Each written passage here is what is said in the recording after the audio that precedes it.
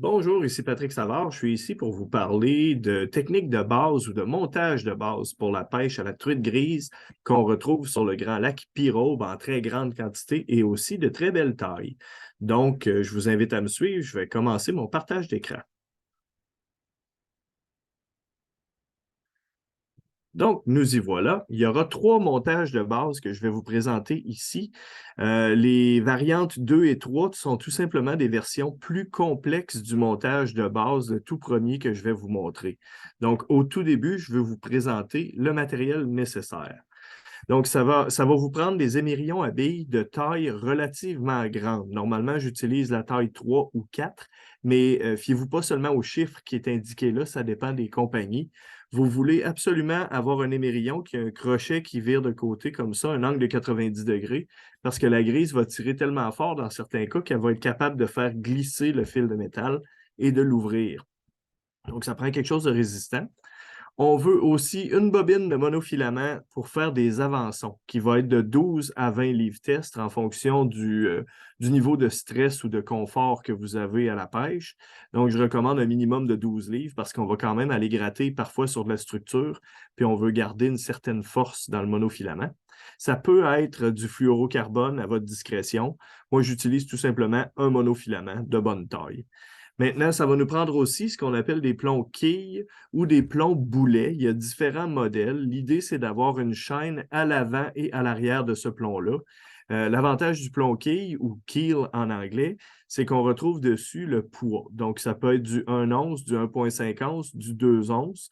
Et on va calculer la règle suivante. 1 once de plomb correspond à environ 10 pieds de profondeur. Tout ça en l'ajoutant à la descente naturelle du leurre que vous utilisez.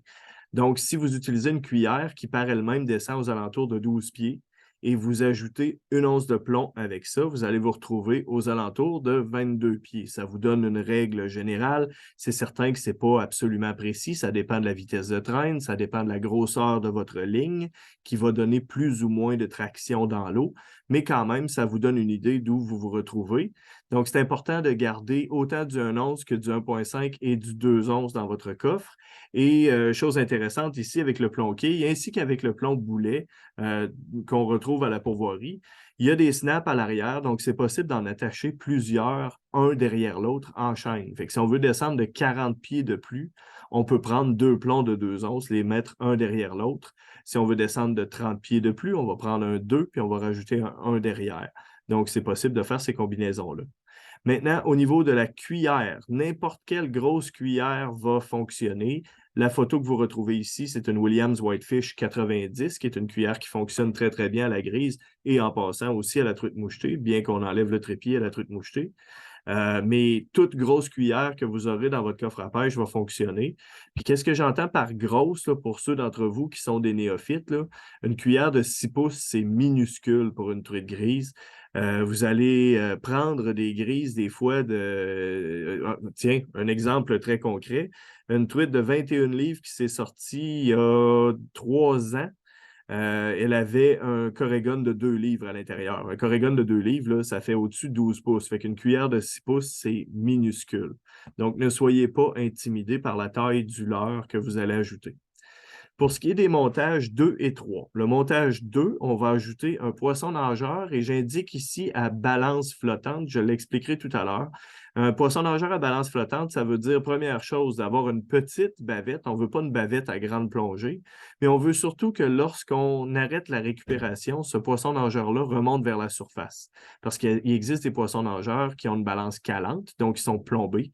Quand on arrête de les récupérer, ils descendent plus en profondeur naturellement. Ou encore, ils ont une balance neutre. C'est aussi possible la balance neutre dans le montage 2 que je vais vous présenter, pour peu que la bavette, dans les deux cas, balance flottante ou balance neutre, soit une bavette très courte. Et finalement, pour le montage numéro 3, qui est ce que j'appellerais le buffet chinois de la pêche à la grise, où il y aura 3 leurres ou 3 appâts différents sur la ligne, on va rajouter un système de connexion qu'on appelle Bear Paw, qui ressemble en fait à un grain de riz et que vous allez trouver dans des boutiques spécialisées. Puis on va rajouter un streamer tandem, qui est une mouche de taille assez volumineuse, qui va rajouter un appât tout simplement. Donc, on passe maintenant au montage de base. On a ici, dans ma très grande qualité de dessinateur, on a un dessin de canne à pêche avec le monofilament ou plutôt la ligne tressée. Moi, dans mon cas, ça va être la ligne tressée que je vais utiliser comme ligne principale. Qui va correspondre à ce que votre canne est capable de prendre. Donc, on ne va pas prendre une ligne qui est trop forte pour la canne. Mais si vous êtes équipé d'une canne avec un lancer lourd, un moulinet à traîne, vous pouvez avoir une ligne tressée de 40 livres, de 60 livres, dans un monde où la ligne tressée fait que le diamètre est vraiment très, très, très petit pour une corde qui est très, très forte. 80 livres, ça peut sonner très puissant, sauf que ça a la taille de 20 livres test de monofilament, voire moins, là. Fait que vous pouvez prendre une corde qui va correspondre à vos besoins et aux capacités de votre canne. Une ligne tressée de 20 livres ou de 30 livres test dans un lancer léger, ça fonctionne très, très bien. La Power Pro est ma favorite. Power Pro Super Slick 8. Qui est celle qui a la meilleure résistance à l'abrasion, du moins de mon humble expérience. J'ai travaillé beaucoup avec la Fireline, que j'aimais aussi, mais la Power Pro est supérieure. Il faut dire que son prix est aussi supérieur. Si vous avez une ligne Fireline 20 livres, ça fonctionne très, très bien. Donc, on va descendre cette ligne-là jusqu'au plomb-quille. On va attacher ce plomb-quille-là directement sur le monofilament. Puis, par la suite, dans le snap à l'arrière, soit qu'on va mettre un deuxième plomb-quille au besoin si on veut descendre plus creux, ou encore on va commencer tout de suite le montage de l'avançon. C'est ici qu'on va utiliser le monofilament dont je vous parlais tout à l'heure, de 12 à 20 livres test en fonction de vos besoins. N'oubliez pas que si la ligne qui précède le plomb-quille est de 20 livres test, vous n'allez pas mettre un avançon derrière de ça de 40 livres test. Ça voudrait dire que si vous vous accrochez au fond, le fil va casser en haut du plomb-quille. Et donc, vous perdrez le plomb-quille, l'émerillon ainsi que la cuillère. Puis ça vous revient plus cher à perdre. Fait que ce que je fais, c'est que je m'assure toujours que la ligne qui est dans mon moulinet est plus puissante que celle de mon avançon. Et si jamais je m'accroche au fond, c'est la ligne d'avançon qui va casser. Ça peut être d'une différence de 2 ou de 4 livres test. C'est pas plus grave que ça. Puis la raison pour laquelle j'utilise un monofilament dans cette section-là, c'est probablement psychologique, mon affaire. Je pense que c'est moins visible pour le poisson. N'oublions pas qu'on pêche parfois en grande profondeur, fait que la visibilité, c'est pas mal plus dans notre tête que d'autres choses, là. Donc ici, la longueur de fil qu'on va installer entre le plomb-quille et l'émerillon est très, très, très importante. Pour ne pas que le plomb ait une action, ait un effet négatif sur l'action de notre leurre, on veut garder un minimum de 4 pieds de fil entre le plomb-quille et l'émerillon. Donc, retenez ça, 4 pieds de fil, c'est absolument nécessaire. N'en mettez pas beaucoup plus parce que vous allez vous retrouver avec un autre problème. Si vous mettez 12 pieds de fil derrière votre plomb-quille, oui, votre leurre va avoir une meilleure action, sauf qu'imaginez le scénario où vous attrapez un gros poisson. Quand vous allez récupérer votre ligne, votre plomb-quille va bloquer dans le premier œillet de votre canne à pêche et il va rester 12 pieds de fil derrière ça. Donc, vous allez vous retrouver avec une grosse grise qui va vous faire des babayes à distance puis qui ne s'en viendra jamais à votre filet. Donc, la situation peut être assez misérable pour vous. Donc, normalement, 4-5 pieds, c'est pas mal dans ces longueurs-là. Je ne le mesure pas de façon très précise, mais 4 à 5 pieds, c'est une bonne règle de base. On va installer derrière, au bout de ça, un bon émerillon. Donc, émerillon ABI, je le disais tout à l'heure, taille 3 ou 4 en fonction de la compagnie, là, mais encore une fois, avec le petit angle de 90 degrés dedans. La couleur de l'émerillon, pour moi, ça ne fait pas de différence. Il y en a qui ne jurent que par le noir. Il y en a qui ne jurent que par l'argent. Moi, je ne jure que par ce qu'il y a dans mon coffre quand j'y tends la main pour attraper quelque chose. C'est la grosseur de l'émerillon qui est plus importante pour moi, pour sa résistance. Et on va mettre derrière tout ça une cuillère avec un hameçon triple. Donc, une grosse cuillère. Ici, j'ai mis une Williams Trophy 2 pourvu que ce soit un gros format de cuillère. Je vais vous présenter quelques modèles de cuillères qui fonctionnent bien dans une minute. N'allez jamais mettre un verre de terre là-dessus. L'avantage de la truite grise, c'est que c'est un poisson qui est piscivore. Ça mange des poissons. Donc, pas besoin de se salir les mains. Surtout, pas besoin de garder des vers de terre dans des conditions où des fois, ils ont chaud. Fait que vous laissez ça au chalet, vous vous en servez pour la truite mouchetée au besoin, mais pas à la truite grise. Si vous mettez des vers à la truite grise, vous êtes en train de chercher à prendre des petites. Parce que la petite est plus prompte à ramasser les leurres. Et si vous rendez le leurre trop attrayant, le leurre ne se rendra jamais à la profondeur où la grosse va se tenir, les petites vont se garrocher dessus. Fait que moi, il n'y a jamais, jamais, jamais de vers de terre quand je pêche à la truite grise. Donc, c'est ça mon montage de base. C'est tout simplement un plomb-quille, 4 pieds de fil, un gros émerillon, puis une grosse cuillère qui va suivre avec un hameçon triple que je vais descendre tout simplement comme ça. Donc, c'est un montage qui est très simple. Pour ce qui est du choix de canne, si vous êtes habitué de pêcher de la truite mouchetée puis vous avez plus d'une canne, prenez la canne la plus raide que vous aurez. Tout simplement parce que le plomb-quille va tirer sur votre canne un petit peu.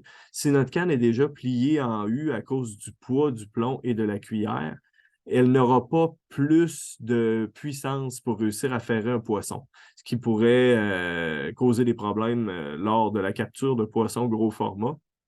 Donc, on veut la canne relativement raide. C'est tout simplement un choix à faire si vous en avez plus d'une. Si vous n'en avez qu'une, il faudra s'adapter avec ça. Peut-être ajuster la taille des plombs en fonction des capacités de votre canne. Si votre canne est trop molle, puis que vous la mettez, comme je le disais, pliée en U avec un plomb de 2 onces, il faudrait peut-être pêcher avec un plomb d'1 once. L'avantage de ce montage-là, là, j'en ai pas parlé tout à l'heure, c'est qu'il y a peu de tension qui va se donner sur la canne comparativement à des plaques de plongée comme les Deep Sea Diver ou d'autres mécanismes de plongée. Donc, vous avez un feeling qui est beaucoup plus direct avec la morsure du poisson, puis lors de la récupération du poisson, vous ressentez exactement ce que le poisson fait. Vous ne vous débattez pas avec le gadget qui a amené le leurre dans le fond. Alors que des plaques de plongée comme des Deep Sea Diver ou des Pink Lady, c'est moins plaisant, puis c'est de la grosse quincaillerie à traîner dans un coffre à pêche. Maintenant, je passe à quelques suggestions de leurre. Ici, on a une grosse cuillère de la compagnie Arc-en-Ciel. La couleur à votre discrétion, tout en gardant en tête qu'en profondeur, les deux dernières couleurs à se voir, c'est le mauve et le bleu. Puis que la truite grise se nourrit souvent, tout dépendant du plan d'eau, mais d'éperlans arc-en-ciel, de corégone. Donc, ça va être dans des couleurs qui vont être bleutées, mauve, argentées, dans ces teintes-là. Ce qui ne veut pas dire que la truite grise ne réagit pas parfois à des couleurs fluorescentes. Mais le fluorescent n'est vraiment pas la première couleur que je vais préconiser. Je vais y aller plus vers du naturel. Des fois, une petite touche de provocation, comme on a ici sur la Williams Trophy, un peu de chartreuse mélangée avec du argenté qui est très, très naturel. Donc, vous avez ici l'arc-en-ciel, la Williams Whitefish 90, le format 80 qui est un peu plus petit fonctionne bien aussi. Vous avez de la Lucky Strike Cano, puis vous avez de la Williams Trophy 2. Mais tout ce qu'il y a comme grosse cuillère dans votre coffre à pêche peut être efficace. Assurez-vous tout simplement d'y ajouter un trépied qui est proportionnel à cette cuillère-là. On ne veut pas un trépied qui va être trop étroit et que le poisson, quand il va attaquer le leurre, réussira pas à se piquer sur le trépied. Mieux vaut mettre un trépied un peu trop gros plutôt qu'un peu trop petit. Donc, va pour le montage de base. Maintenant, on passe au montage numéro 2 qui consiste à faire le montage numéro 1 de tout à l'heure. Donc, mon fil provient de ma canne à pêche. J'attache mon plomb-quille et j'ajoute 4 pieds de fil avec mon émerillon. Mais ici, ma cuillère va servir de ce qu'on appelle flasheur. Donc, elle va émettre la luminosité ou elle va refléter la luminosité d'un banc de méné. Et derrière ce banc de méné-là, il y aura un méné qui va être séparé de la gang parce qu'il est blessé.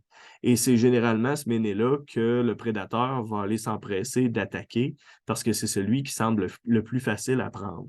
Chose importante, par contre, je vais garder mon trépied sur ma cuillère. Ici, dans la photo, on ne le voit pas, là, mon montage de piètre qualité l'a effacé, mais je garde le trépied sur la grosse cuillère. J'ajoute un émerillon dans le même anneau fendu que le trépied et je rajoute encore une fois un 4 pieds de fil avec un poisson nageur à balance flottante. Je mets encore de l'emphase sur le fait que le poisson nageur doit être à balance flottante parce qu'un méné blessé cherche toujours à descendre, il ne cherche jamais à remonter. Si vous mettez un poisson nageur à balance calante ou encore avec une très grosse bavette de plongée, il risque de descendre plus bas que la cuillère. Et donc, la cuillère se retrouve le nez vers le haut, ce qui n'est pas naturel, et votre poisson nageur va être tiré vers le haut par la cuillère, ce qui, encore une fois, n'est pas naturel. Donc, vous venez de briser la qualité de la présentation, son côté naturel, et les chances de prendre du poisson. Fait que ça prend un poisson nageur à balance flottante ou à balance neutre avec une petite bavette. Il y en a plusieurs modèles qui sont efficaces, que ce soit dans le Yo-Zuri Pins Minnow, le Yo-Zuri Crystal Minnow, le Rapala original flottant, le Rapala original jointé. le Rapala Husky Jerk que j'aime beaucoup, beaucoup, beaucoup. Puis le Cotton Cordell Riplin Redfin. Je répète, le Cotton Cordell Riplin Redfin. Si vous êtes capable de mettre la main là-dessus, ça vaut la peine de faire le test à la truite grise. C'est extrêmement efficace. Donc, je me répète, plonquille, 4 pieds de fil, un émerillon, une grosse cuillère avec trépied, un autre émerillon dans le même anneau fendu où on retrouve le trépied, on rajoute 4 pieds de fil, puis on met un poisson nageur.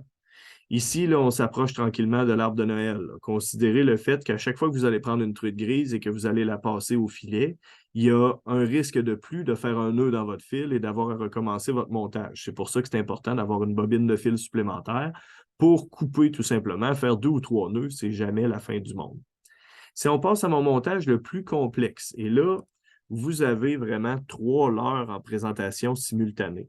Vous avez encore une fois le plonquille, vous avez un 4 pieds de fil qui mène à l'émerillon avec la cuillère, le trépied, un autre émerillon, 4 pieds de fil et le poisson nageur.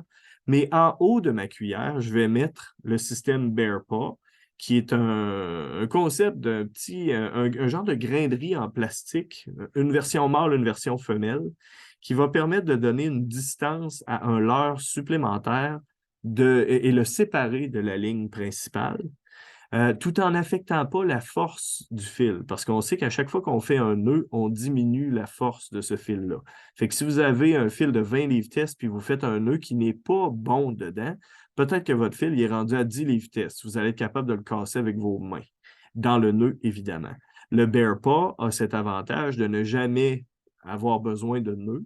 Donc, il n'affaiblit pas votre fil. Et en plus de ça, si vous décidez de changer la mouche ou encore d'éliminer la mouche, vous allez tout simplement glisser, ressortir la mouche de là, puis il n'y aura même pas de coche dans votre fil. Fait que ce petit gadget-là, le Bear Paw, c'est un gadget qui est très pratique dans les coffres à pêche. La longueur de fil, chose importante ici, là, elle paraît disproportionnée dans mon image. Elle n'aura pas 3 pieds. Là. Ici, je vais mettre environ 6 pouces de fil avec mon streamer tandem pour que cette mouche-là, lorsqu'elle se rapproche de la ligne principale, demeure bien en haut de mon émerillon qui est ici. Donc, dans mon 4 pieds de fil complet ici vers l'émerillon, à mi-chemin, à environ 2 pieds, j'installe mon Bear Paw avec environ 6 pouces de fil pour mettre mon streamer. Donc, quand le streamer va redescendre, il ne s'en mêlera pas dans mes émerillons et dans ma cuillère. Donc, j'ai maintenant à la présentation un streamer, un certain bout de fil qui s'en va jusqu'à l'émerillon, cuillère, trépied. Et encore une fois, l'émerillon pris dans le même anneau fendu, 4 pieds de fil et poisson nageur à base flottante. Ça, c'est pour quelqu'un qui se dit qu'il veut se mettre toutes les chances de son côté pour prendre une grise parce qu'il ou elle n'en a jamais pris. Bon, vous avez quand même 3 repas différents. La truite grise n'est pas un poisson qui est aussi preneur, aussi coopératif qu'une truite mouchetée de règle générale. C'est pas pour rien que le quota est limité. Donc, la logique veut que s'il y en a 10 000 sur votre lac, la journée où vous allez pêcher, il y en a peut-être 1000 qui se nourrissent. À quel endroit vont-elles se nourrir et qu'est-ce qu'elles vont vouloir manger? Fait que là, on vient d'éliminer beaucoup, beaucoup, beaucoup de chances de capture et c'est pour ça qu'on tente de présenter plusieurs leurres pour maximiser nos chances. Moi, ce que je suggère aux gens lorsqu'ils vont avec un montage aussi complet que celui-là, avec 3 leurres, qui est le maximum permis d'ailleurs dans la zone, 3 appâts, c'est de voir l'endroit où les grises vont mordre parce qu'elles vont se déclarer. Lorsque vous en aurez pris 2 ou 3, vous allez remarquer qu'il semble y avoir une préférence pour le streamer ou qu'il y a une préférence pour la cuillère ou qu'il y a une préférence pour le poisson nageur. Lorsque vous avez déterminé quelle est cette préférence-là, il y a possibilité d'éliminer un de ces leurres-là qui serait celui qui fonctionne le moins. J'aurais toujours tendance à laisser la cuillère parce qu'elle va émettre la luminosité, elle va refléter cette luminosité-là et attirer l'œil et la curiosité du poisson. Mais si jamais c'est uniquement le streamer qui fonctionne, ben, je vais retirer mon poisson nageur derrière la cuillère pour mettre mon streamer derrière la cuillère. Et si jamais le streamer ne fonctionne pas, je vais tout simplement le retirer pour me retrouver seulement avec 2 appâts et donc moins de chances de faire des nœuds chaque fois que je passe le poisson dans un filet, dans une épuisette. Donc, va pour le montage de base. Moi, je vous suggère de commencer par le montage 1, pas besoin de monter jusqu'au montage 3. Mais si ça vous tente d'épater la galerie, du moins la galerie sous-marine, là, de tenter d'avoir toutes les chances de votre côté, vous pouvez faire le montage à 3. Vous allez tout simplement toujours pêcher à la traîne avec ça, fait que c'est peu mêlant. Chose importante, c'est que lorsqu'on descend des montages comme ceux-là, on ne les lance jamais à l'eau parce que le plomb, naturellement, va être plus lourd que tout le reste et va passer devant lors du lancer, ce qui veut dire que tout ce qu'il y a derrière va s'en mêler en haut de ça. Donc, vous allez vous retrouver avec un arbre de Noël, mais aussi un genre de mélange d'origami, pas trop le fun à démêler. Donc, la façon de descendre ça à l'eau, c'est de commencer à faire avancer le bateau et doucement descendre la ligne peu à peu. Puis essayez de noter quelle distance que vous reculez, que vous laissez dépasser derrière l'embarcation pour savoir quelle profondeur environ vous allez passer. Et donc, vous avez les techniques de base pour la pêche à la truite grise. C'est toujours mieux de commencer par pêcher en eau moins profonde et de descendre graduellement plutôt que de passer en dessous du poisson, tout en gardant à l'esprit qu'un poisson ne se nourrit pas en descendant, mais il se nourrit en montant ou à l'horizontale. Donc, j'ai tendance à mettre moins de plomb pour ma première passe dans la journée. Puis plus la journée avance, si je m'aperçois que ça mord moins avec un once de plomb ou avec aucun plomb, je vais commencer à rajouter du plomb tranquillement, pas vite. Puis lorsque j'aurai établi, disons que j'ai 2 cannes, mon fils pêche avec moi, il y en a un des deux qui va pêcher plus lourd que l'autre, d'une demi-once ou d'une once. Puis lorsqu'on aura établi laquelle des deux profondeurs est la plus efficace, bien là, on va pêcher de pair avec le même poids, le même lest. Donc, c'est des petits trucs comme ça pour commencer à déterminer qu'est-ce que le poisson veut la journée où vous y êtes. Donc, je vous invite à m'écrire si vous avez des questions, puis à réviser ce vidéo-là, qui a une qualité visuelle, disons, ordinaire, mais je vous dis, la grise n'est pas difficile, fait que vous gênez pas pour le regarder quelques fois encore. Je vous ferai probablement une autre capsule pour vous parler des comportements de la truite grise, qui va différer de la technique, là, du matériel à utiliser. Donc, je vous remercie, puis au plaisir de vous voir à la pourvoirie.